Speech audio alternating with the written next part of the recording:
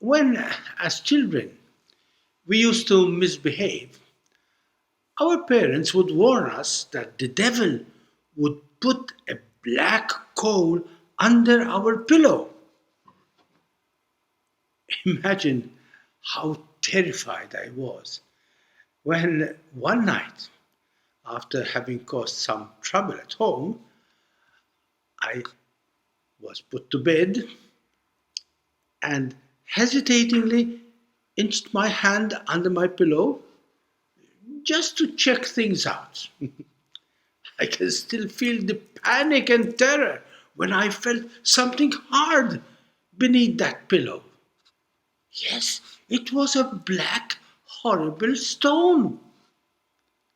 I panicked, jumped out of my bed, and went to huddle next to Mummy, incapable of uttering a single word.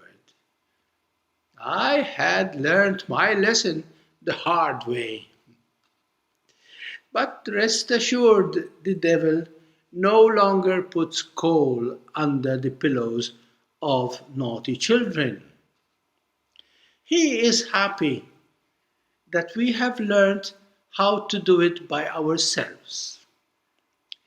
It is we humans who are actively polluting and ruining not just our pillows, but our lives, homes, environment, the whole planet. Today's gospel tells us how the Spirit drove Jesus into the desert among wild beasts. There he was tempted by Satan for 40 days. In the Jewish way of symbolic expression, 40 days meant the deepest depth of any experience. And Jesus went into the deepest depth of that experience before launching himself into public life and mission. Why? Why did he need to go to the desert? Jesus knew that he could not really go out to meet the people if first he did not get to know himself face to face, fully and squarely. Just like us, if we do not know who we are, how can we help others to get to know who they are? Knowing oneself is the deepest and most essential challenge if we want to get to know and to relate to others in a meaningful way. To get to know himself, Jesus needed to stand up and face his own demons, just like us. We cannot know who we are if we do not look squarely at our fragility, our weakness, our human failings and deficiencies and temptations. Don't get me wrong. Jesus was innocent. He was holy. He was the Son of God. But he came into the world to become the Son of Man, human like us humans. He who was fully divine wanted to become fully human and not just a make believe human. And being human means that we are all inhabited by all kinds of demons: pride, ambition, selfishness, hard heartedness, vengeance. Jesus needed to face and take upon himself the spirit of evil that had disfigured us humans from the very beginning. This meant taking upon himself all the pain, all the hopelessness, despair that he came to redeem us from. He had to face up to our demons by taking them upon himself as his own demons. And that's why he went to the desert, because he needed to face evil on his own. No one else could fight his struggle. No one else could save him or protect him. Just like us, no one can save us from ourselves.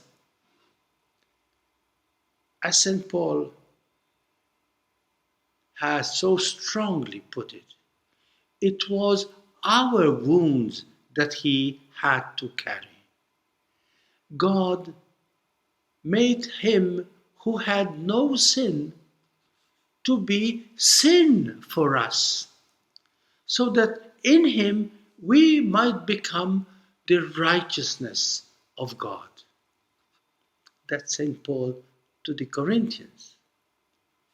Because Jesus became one of us and one with us in this struggle, then, then we can pluck up courage and with his help stand up and face our own demons. We need not be afraid to recognize, to acknowledge our weaknesses, our failures, our sins. Like Jesus and with Jesus, let us not be afraid to go to the desert, even during this time of Lent.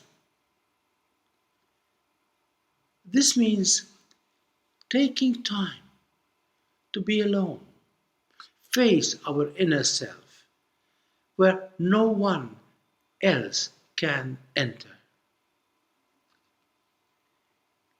Lent is a time when we dare to touch our own wounds, to face our own mistakes, looking squarely at that deep anger within us that has been conditioning us for years.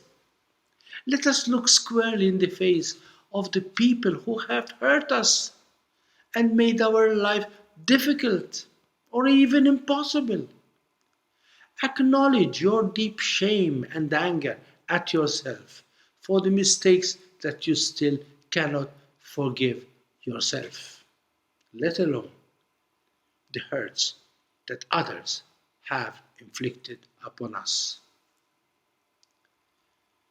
This is what Jesus went into the desert to do for us and with us.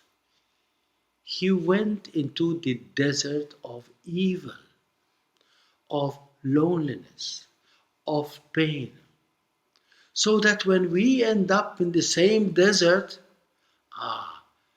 we will find Him already there, facing and carrying our hurts, our pains, our anger, our failures with us and for us.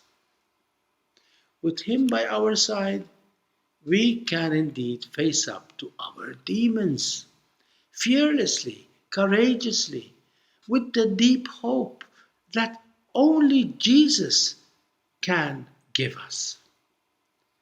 If we put all our trust in Him and humbly accept His trust in us, we can indeed not only survive the desert of life, but discover that right by our side there is an angel who is walking with us and watching over us, right in the deepest depth of our fragility, our misery.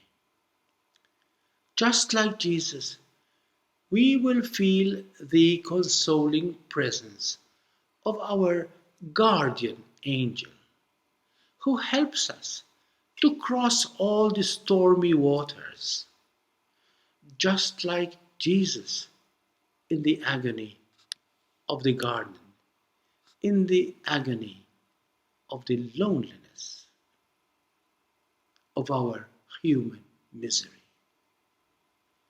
Yes, let us not be afraid to face up to our demons, on one condition, that we keep our eyes fixed on the angel of light, who is God's faithful, loving, and forgiving love. This angel will guide us all the way through the darkness and pain of the Passion.